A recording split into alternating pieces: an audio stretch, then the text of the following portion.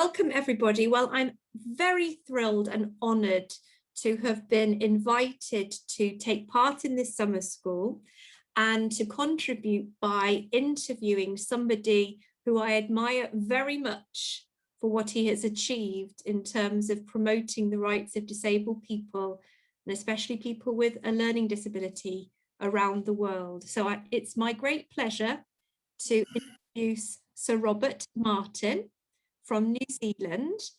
I should begin by saying that as the interlocutor, the person who is talking to Sir Robert, I am Angharad Beckett, and I am the director of the Centre for Disability Studies at the University of Leeds in the UK.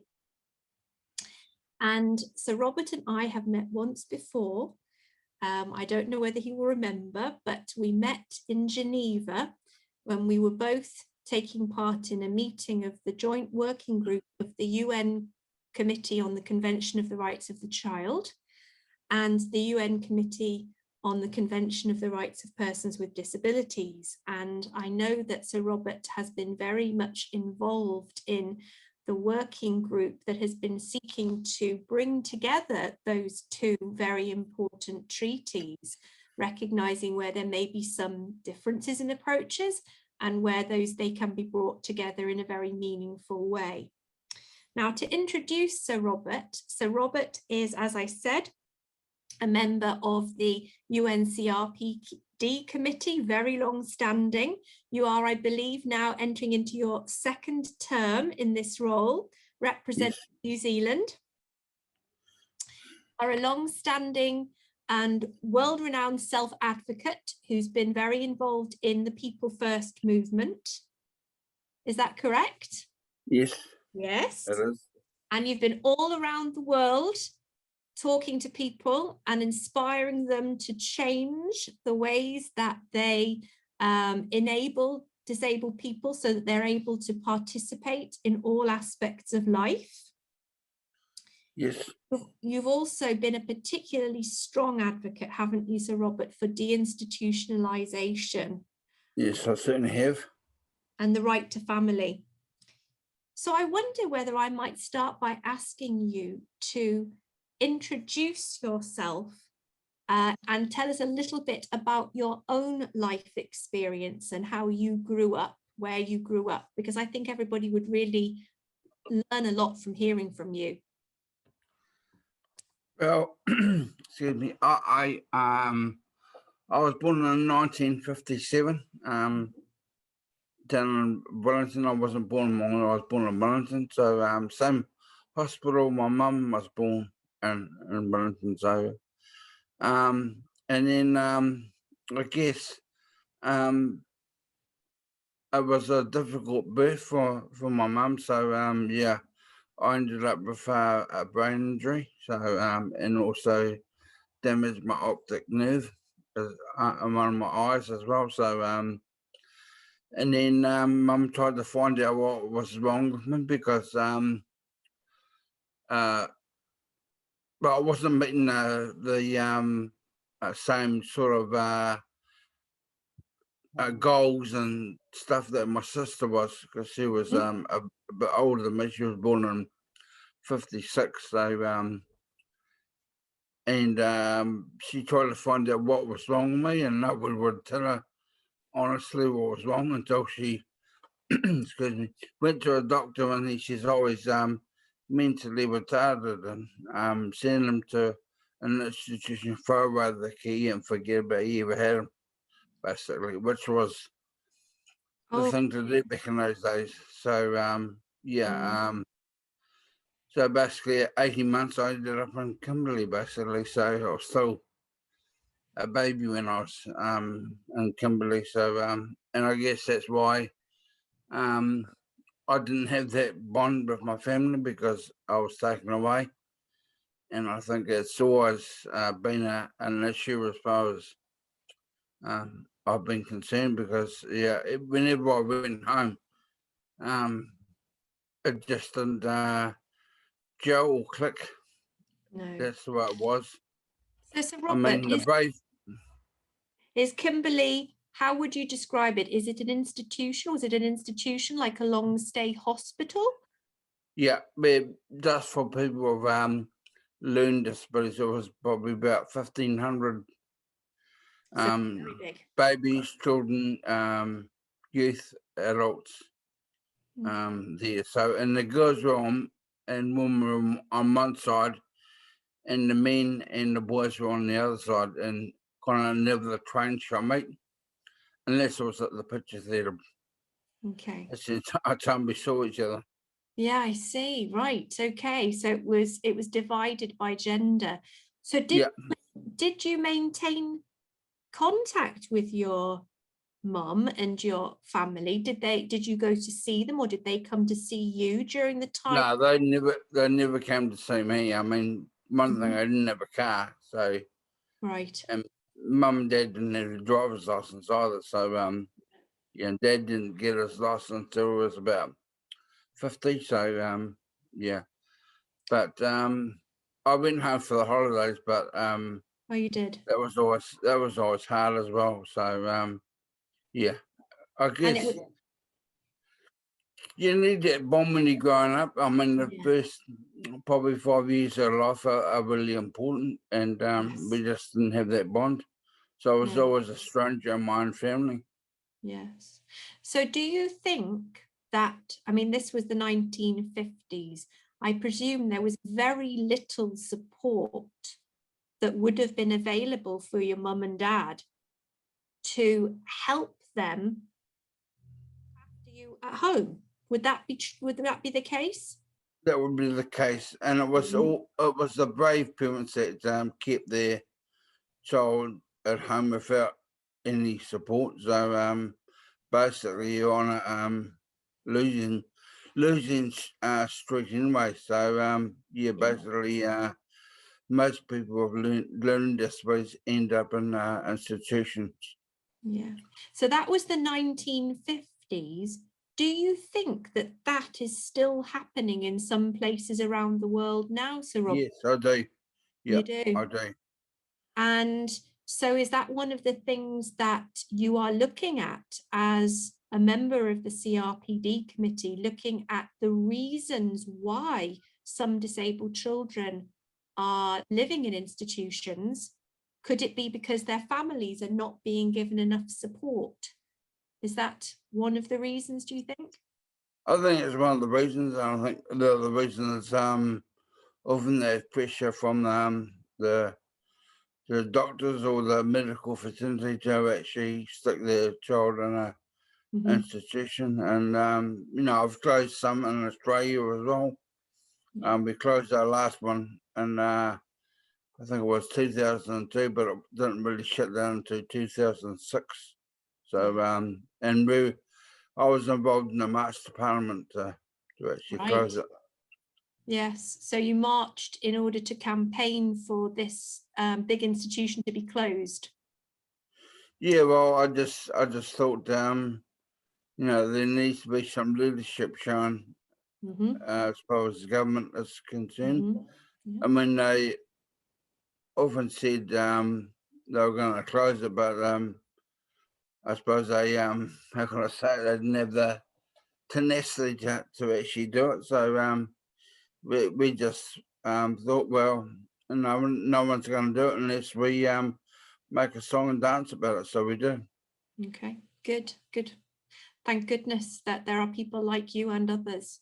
So I wonder if we could talk about why you think living with a family is so important for, well, all children, but obviously we're talking here today about disabled children. So why is it so important that we ensure that disabled children are able to live with ideally their family, or if it's not possible with their family, then another kind of family setting? Well, I think it builds that bond Mm-hmm. that a family need to actually stay together. That that I think is really important. But also, you grow up with your extended family. You grow up with your neighbours, your Mm.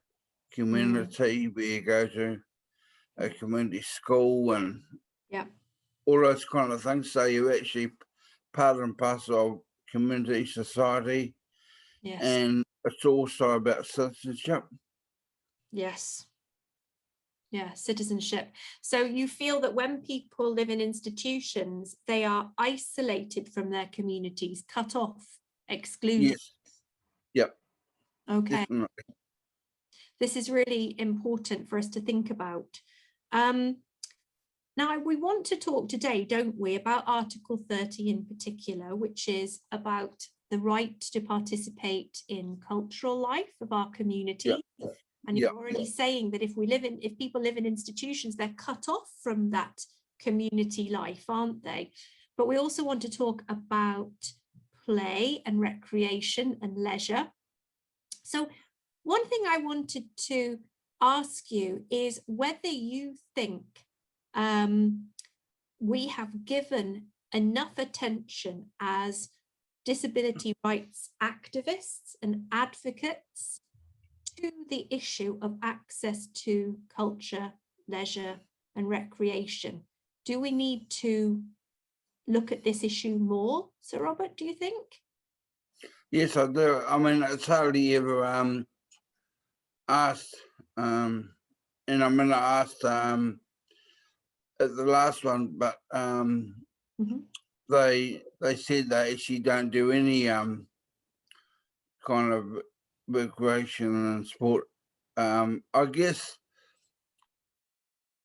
a lot of people think that it's probably not that important, because I think the other ones under 30 are more important. Now, that may be so, but I think also everyone has a right to enjoy recreation, sport, and cultural life, whatever um, Mhm. they want. And you know, as part of the articles of the convention, therefore, it's just as important as the other ones. Absolutely. And I know that you're saying that you've been asking some questions of state parties about this and whether they are remembering this important right that disabled people have. Do you think they sometimes forget? I think so, or they probably don't think it's kind of really important enough. Whereas, I've asked about the, Special Olympics, and Yeah. some countries do, some countries don't. And I've also asked, people with learning disabilities participate in community sport instead Yeah. of just being isolated. I mean, Mhm. don't get me wrong, Special Olympics has its place. Yeah. It does. But I think also community sport has a place too in the lives of people with learning disabilities. That I'm sure that it does. When you say community sports, do you mean making sure that people with a learning disability or learning difficulty are able to participate in, let's say, their local football club or in local sports, or through as either players or spectators, or as part of their general community, rather than Yeah. special sports? Yes. Or, Yeah. Yeah. Well, I've been a prime mover in, my okay. community here, and where I live. I've always played community soccer for Are you a a long soccer time. player? You're a soccer Yeah. player. Yeah. Yeah. Ah, right. But I've been playing. I first made my debut in Kimberley many years ago, and then I played ever since. But I've coached. I've refereed. In fact, I'm still refereeing now. So so I've been involved in soccer for about 60 years. So, but Are I you a mean, I was so. supporter? Do you support a team as well? Do you have a favourite team that you support?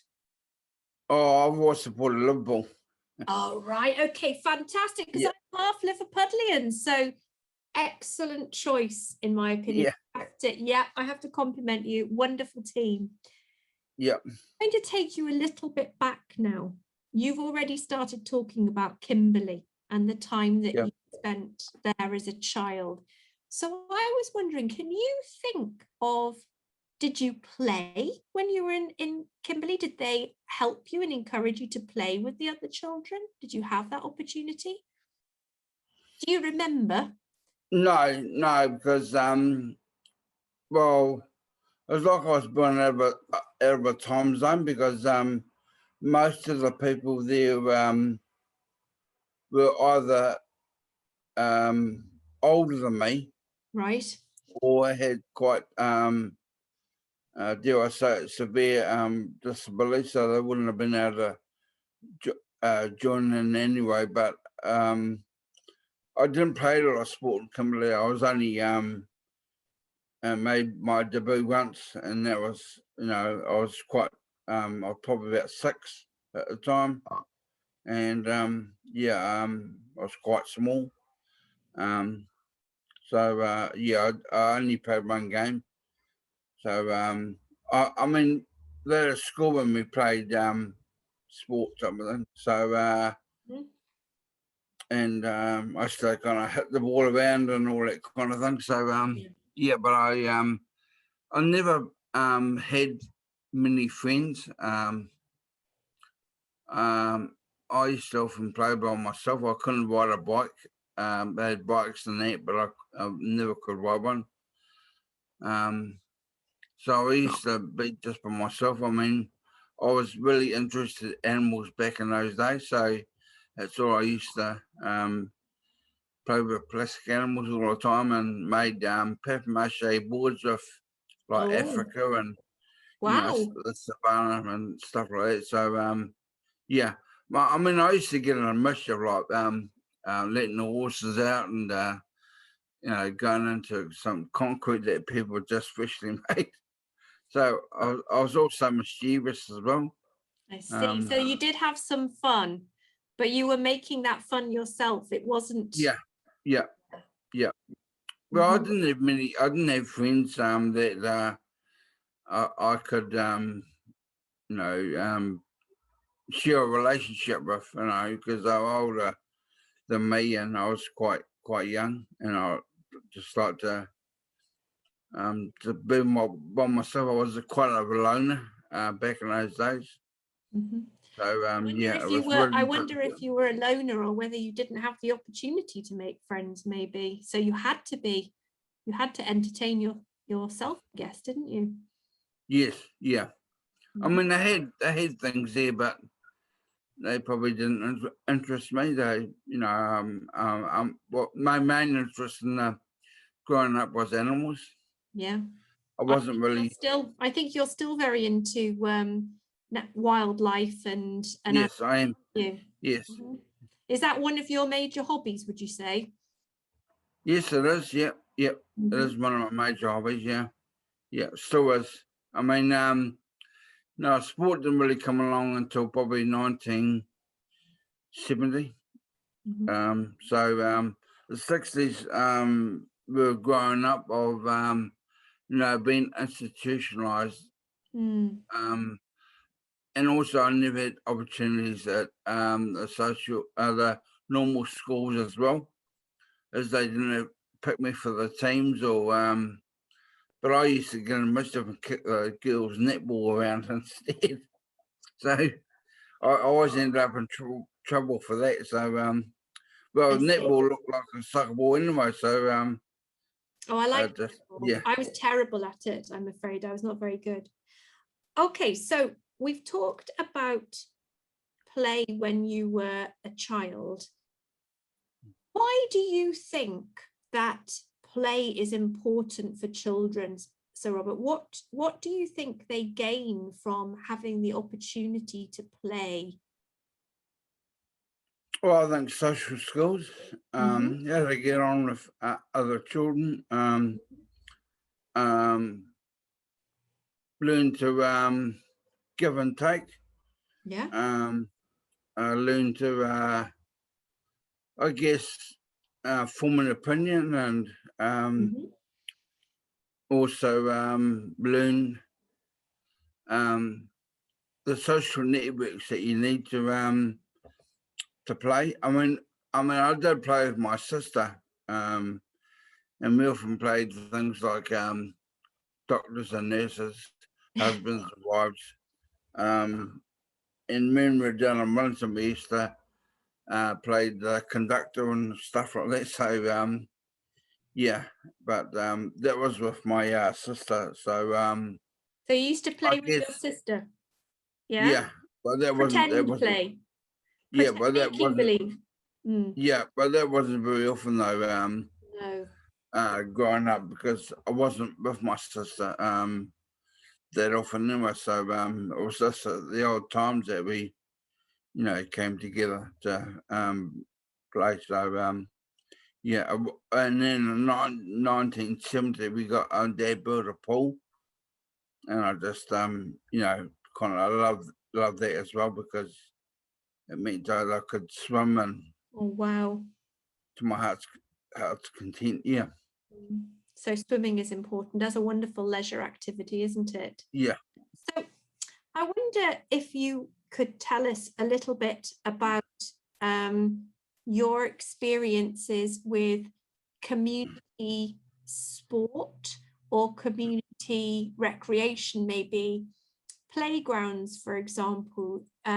As you're going around the world, do you think that governments invest enough money in community sports grounds or playgrounds to make them accessible and inclusive for everybody? No, I think they need to do more work on that to make them inclusive. I mean, we've seen a few things here in New Zealand where they've made beaches Oh inclusive yeah. of people with who are in wheelchairs. Do they have those amazing beach wheelchairs that Yeah. oh, Although it got back that some uh normal person broke their leg or something, and yeah. But I mean, there should be things for people with disabilities that they can enjoy mm, what everybody else is enjoying. yeah. I mean, that to me is, really important. Because, growing up in the 60s, I never knew about the Olympics. I never knew about the All Blacks. I never knew about, the Mm. World Cup soccer. But even things like music of the 60s, but also the big issues of apartheid, Mm. the women's movement in the 60s, the African American civil rights movement, the assassinations of John, although I was quite young then, Robert Kennedy and JFK, yeah. Martin Luther King as well. King. Yeah, so I mean, I probably knew about Robert Kennedy, but I knew nothing about Martin Luther King, the assassination Mm-hmm. in 68. So, yeah, I was unaware of the stuff that was going on around me and around the world. I mean, the Vietnam War was another thing that was happening in the 60s, but those were all things I didn't find out until probably the 70s. Mm. No, what I mean is the Vietnam War was still raging back in those until about 76. Yeah. But I Wasn't it mean, terrible?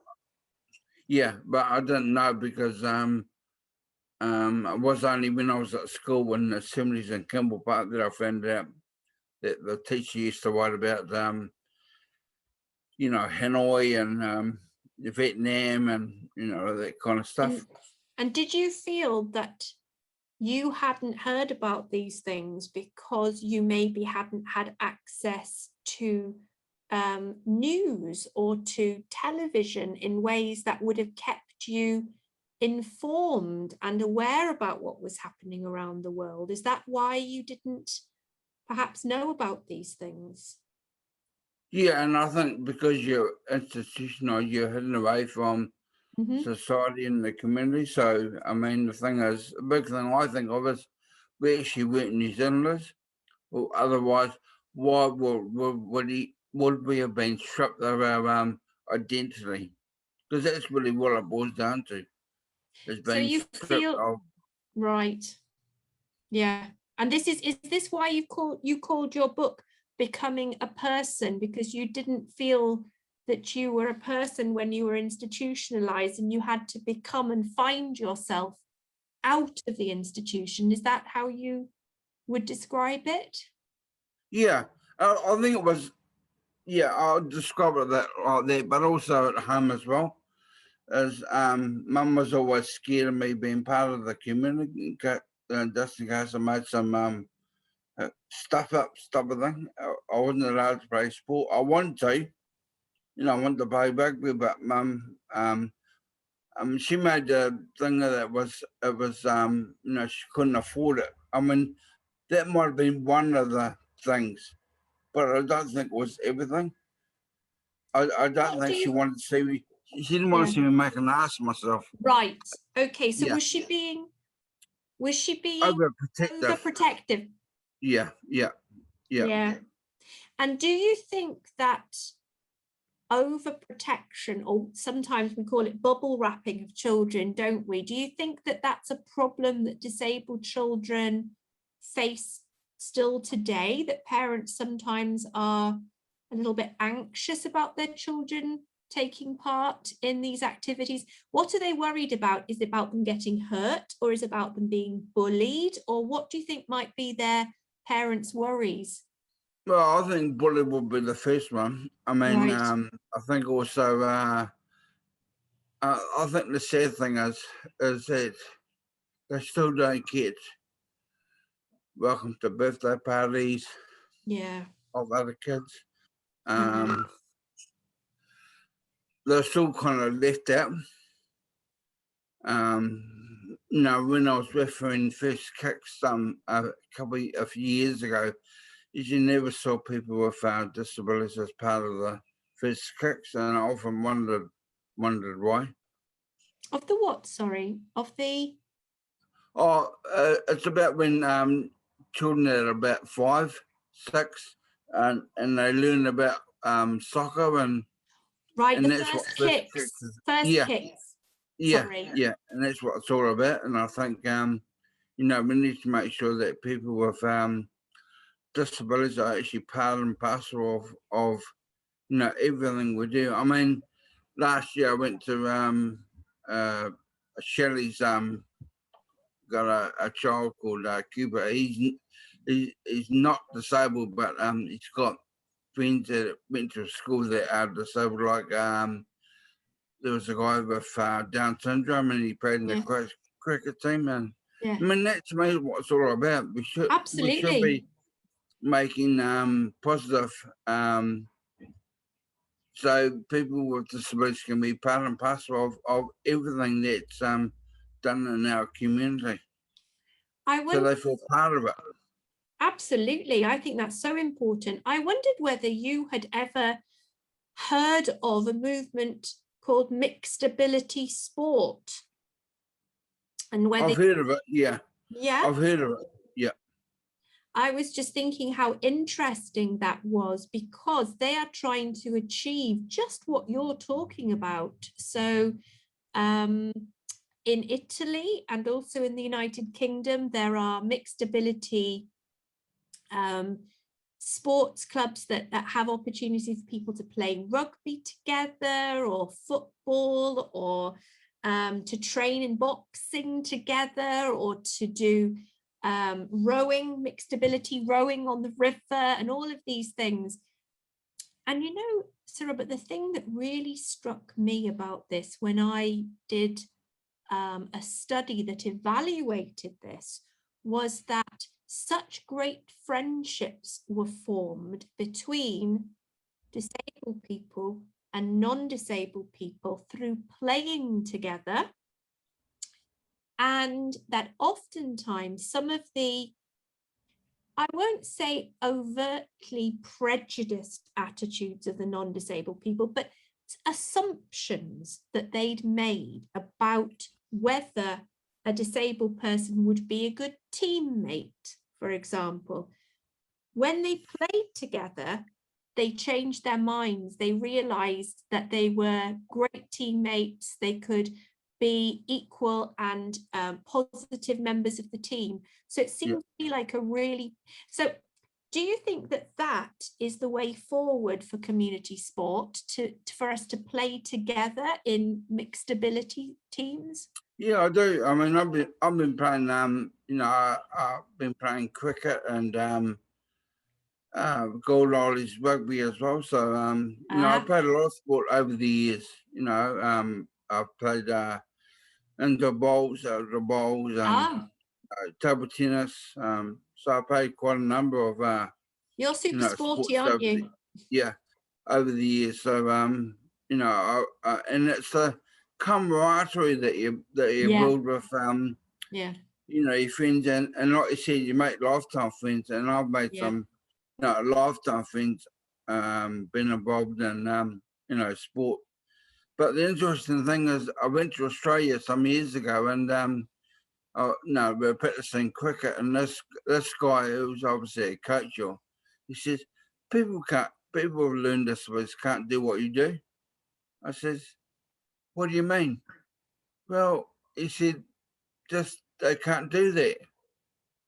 I mm, said, well, I've been playing cricket for the last since '86 to about 2004, and I says, you learn things, you pick up things, you know, you make mistakes along the way. I mean, I've made some doozies, but I mean that's a part of life. That's a part of being human. Um, you know, but people accept it because I was a team member, and you know, I really took on board what a team member was all about. yeah, You're there for each exactly. other. You're not there for yourself. Mm-hmm, mm-hmm. Exactly. I think that there's so much that young people learn through playing sport. And I know at the UN level, there have been lots of initiatives for a sport being used to bring communities together, maybe after there's been a war or a Yeah, conflict, where there's, but I think, do you think that we should be doing more with sport to bring disabled people and non-disabled people together, that kind of coming yeah, together as well? yeah. That's one thing I've always fought for Okay. because I think it's important. I mean, back in the early age, we used to have a English thing called Gateway, Right. which came from England, which is about being in the community and playing community sport. We Mm, used to play. There's a very old English school here in Molyneux called Collegiate, which I think one of the Royals was part of it some right. years ago, and we used to play soccer against them, you know, and we used to play on the cricket fields as well. You know, we used to play twilight cricket, and I brought a group of people with learning disabilities that played as well. So Mm-hmm. it's always making sure that people with disabilities are part and parcel of communities that they're accepted just like everybody else. Absolutely. I agree. And I think it's an amazing vehicle for bringing communities together, isn't it? Sport. Yeah. Very powerful. Well, it's about music, you know, music Yeah, I was going is to a say, key what thing. about other things? Music would be another. Do you think that disabled people and people with learning disabilities have the same opportunities to either be involved in music themselves, or to go and listen to music and be part of an audience? Are there barriers there that we should be aware of? Well, I think there's stuff in New Zealand like Star Jam, and there's a few things like that, but that's I think that's in the disability world. It's not kind of you know part of the parcel of the community, and I think I think we've got some very talented people in disabilities. You know, they're talented in arts and crafts, Yeah. and which is not my talent. You know, All right. I'm not very talented in that way, but you know, it's a sport that makes me talk. But I mean, I've also done discos and stuff like that. So I've you know I've had, done discos for people with learning disabilities over the years. I've done it for 21st. I've done it for weddings. Yeah. As a So DJ, yeah, you're also a DJ. yep. This is amazing. Okay, so I was wondering, because I had a student a few years ago, Sir Robert, who was doing some work on whether music venues, if people want to go and listen to a live band or something, they're not always very accessible or understanding of the needs of people with different types of impairment. And she felt that music venues could do a lot better actually at making sure that they were being inclusive. Do you think? Yeah, I agree. Yeah. Yeah, I mean, I think at the end of last year we went to a the ABBA show. The it was someone, yeah, Mamma and people Mia. really. No, it was a show from Australia that people acted as ABBA. You know, they sung the ABBA songs and that was really good. I mean, people like that, and I think there's a Neil Diamond one coming up, and yeah, I think we're going to be involved in that. But it seems to be a really big shift to actually be involved in music. Yeah. Kind of thing, because people with learning disabilities love music.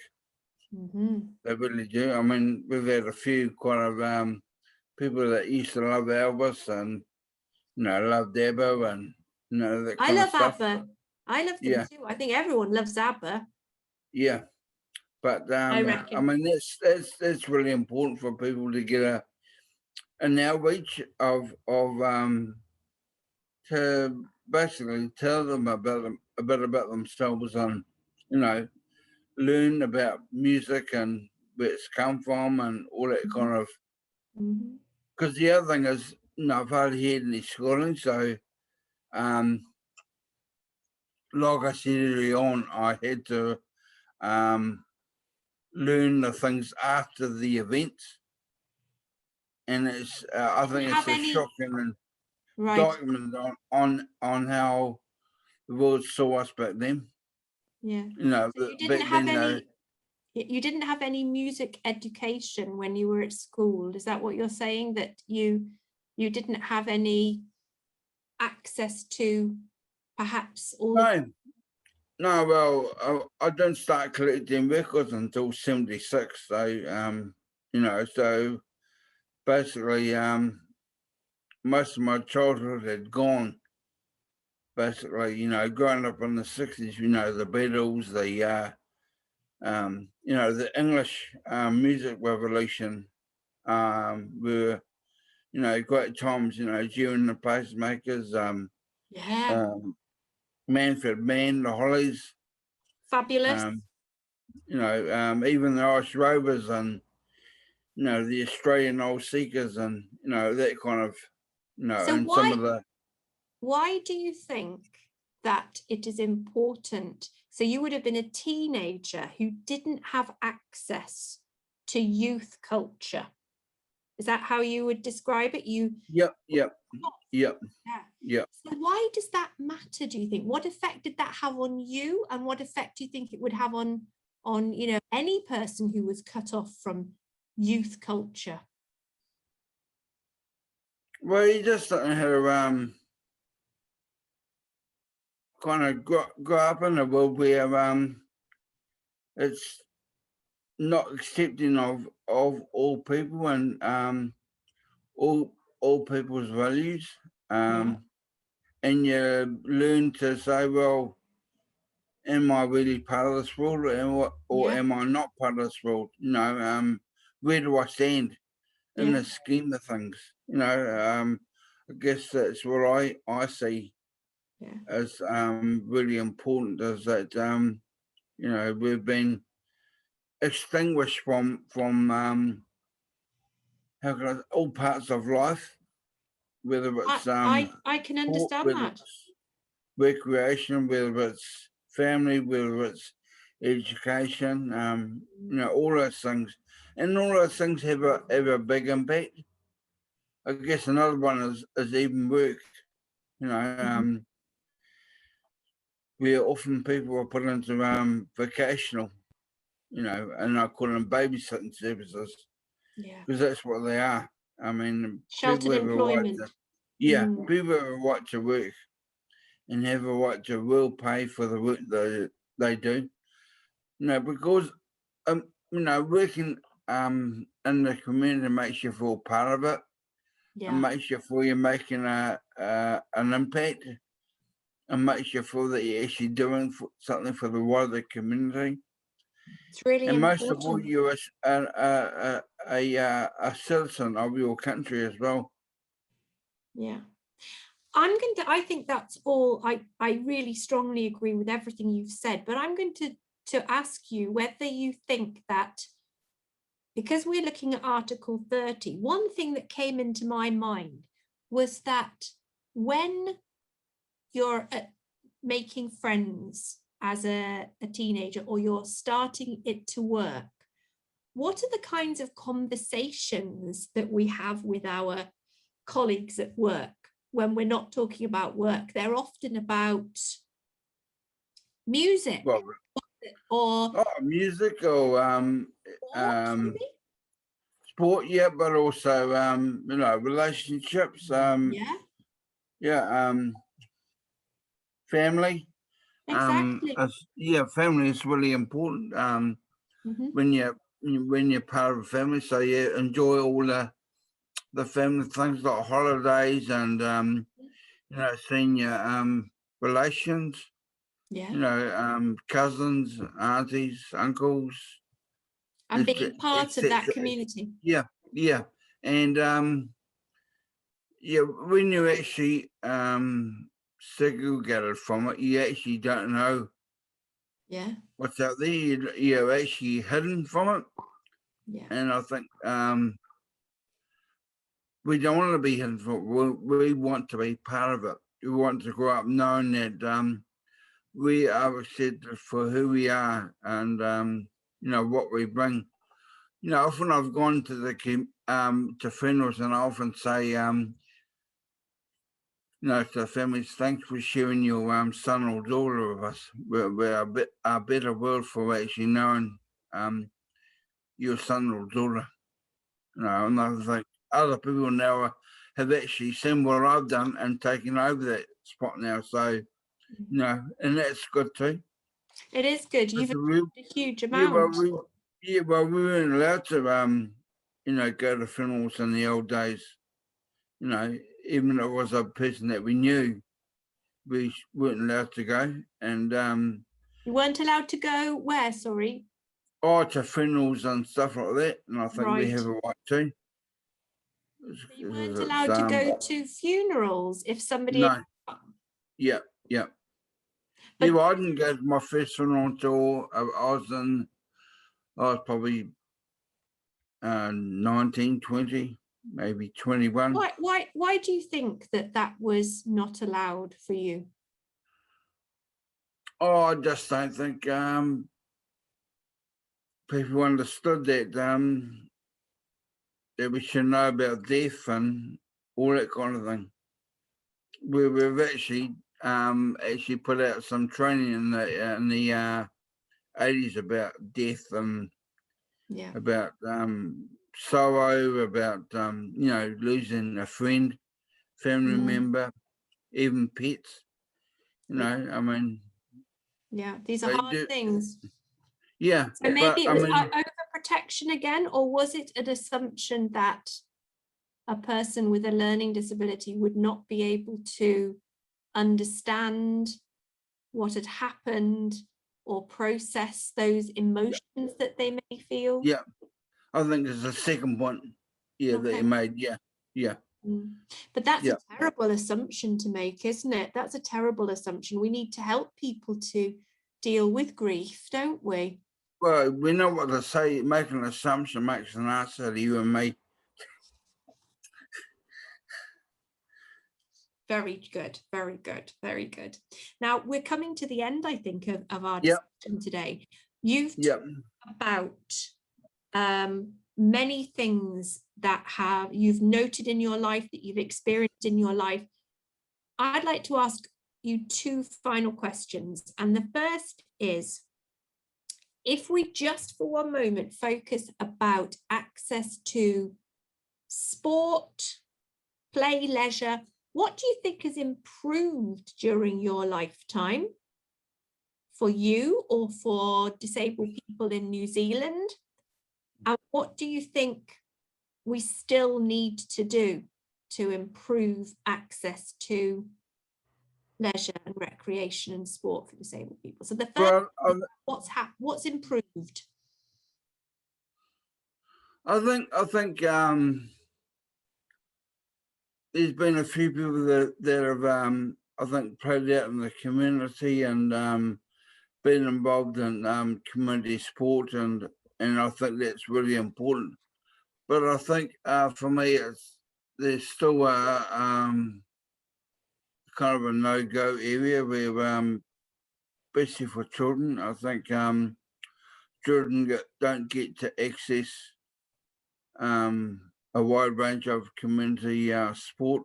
They're Right. still segregated because I think, Special Olympics is the only thing out there for people with learning disabilities, and I think there's got to be more options for people. There's got to be more, I think first kicks is good. I mean, what a great opportunity for, for 5 and 6 year olds to learn about play, to learn about sport, to learn about camaraderie, Yes. teamship, all those skills. The social skills you need to actually get on with people. Absolutely. So you think that there have been some really good examples of community initiatives, but you'd like to see a whole lot more of those things happening so that children come together, play together. And what effect on the non-disabled children do you think there is for playing with disabled children? What do they learn, Sir Robert, playing with disabled children, do you think? Oh, I think they learn that they might have some issues, but the thing is, if we involve them, I mean, the thing is, we learn the skills. I mean, it might take us a bit longer to get there, but we actually get there. Yeah. I mean that's the key to this. Yeah. I mean, what's the use of hiding people when we need to actually get people involved in community participation? I mean, that's really important that people participate and see what we actually can do. It's about what we can do, not what we can't do. Absolutely. So I'm wondering whether playing sport could help create allies for out of non-disabled children. And when they grow up and they're working together, they might think differently about disabled people all through their life, perhaps because of these opportunities to play together as well. Well, I think you picked up on an important point. I mean, it's about families, for one thing. It's also about, acceptance. Yep. That, people need to be accepted. But it's also about schools. Yeah. Where you learn about life, you learn about friendships, you learn about sadness as well. I mean, life's not always a bundle of joy. No. It's about the knocks. And it's about getting up on the horse again, kind of scenario. But also about work. So it's a whole lot of things that people with learning disabilities often haven't been involved in. Yeah. And if they're involved in it, they learn to grow up in society with other people in their world. Yeah. I mean, I grew up with my I was quite when I met my wife, and we got married in 88, so we've been married a fair while now. But And how did you meet your wife? Am I allowed to ask how you met her? yeah, well, we met at a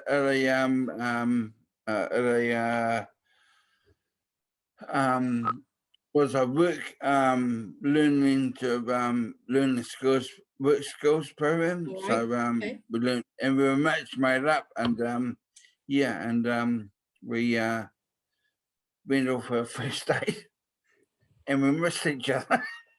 Oh, But we found each other, and yeah, I took her to a club that oh.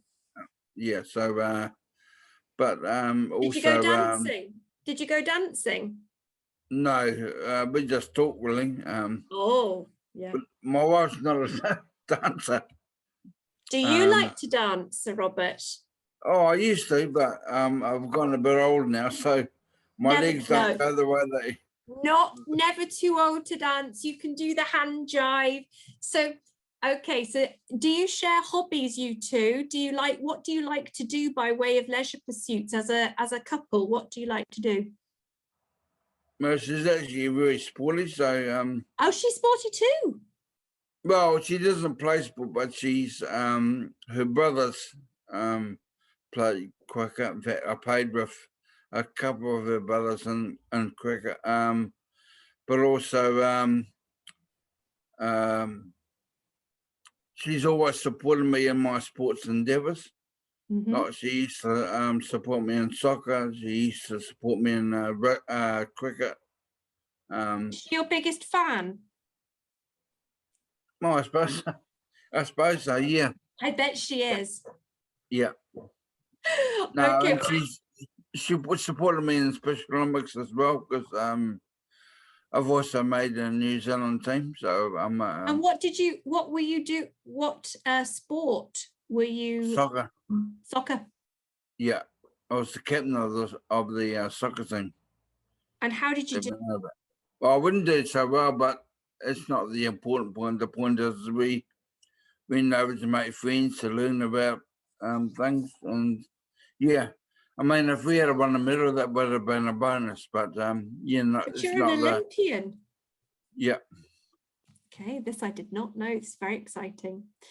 Okay, well, I think that our colleagues would probably like to me to draw this to a close. The truth is that I suspect that Sir Robert and I could talk for some time to come about these issues, but he's a very busy man, and it's very early in the morning in New Zealand, I think. I'm not sure. Yep. Have you even had your breakfast? Yes, I have. Yep. You have had your breakfast. Yeah, I had it probably about 26. Oh, well, I think we are very grateful indeed that you have joined us so early. And I hope that you go and have a lovely cup of tea or coffee or something now. And thank you very much indeed for joining us. And no, it's been our pleasure, really. I mean, the more we can do to bring up these issues, so the world is aware of them. No, not only in my country, but also the world is actually aware that people need to be involved in all forms of recreation and sport, whatever that is. That's true, Sir Robert. And I had a very strange experience only about 5 years ago when I met somebody who worked with children who told me that disabled children just cannot play. All children. And I thought, it really worries me that somebody who works with children should have such ideas and assumptions. And we have a lot of work still to do, I think, to make sure that, Well, there's no theory. If you don't know how you're supposed to, if you don't know about things, how you're supposed to join things. Absolutely. If you don't know about them. No, I think you've told us all the reasons why participation in culture, recreation is part of being involved in your community, knowing about what's going on, being connected to the big issues of the day, the trends, the fashions, the music.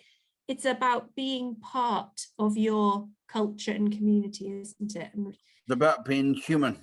it's about being human. Yep. That's important, isn't it? Because although many of the other articles in the CRPD, if they're about right to life or right to survival, right to healthcare, right to education, they're very important, aren't they? Yeah, but yeah, they are. All the things you've talked about today are really what makes life really worth living, makes us feel connected, happy, and that's very important, to have a quality of life as well, isn't it? Makes you feel wanted as well. Yes, absolutely. Yeah, Being absolutely. wanted. Yeah, and included.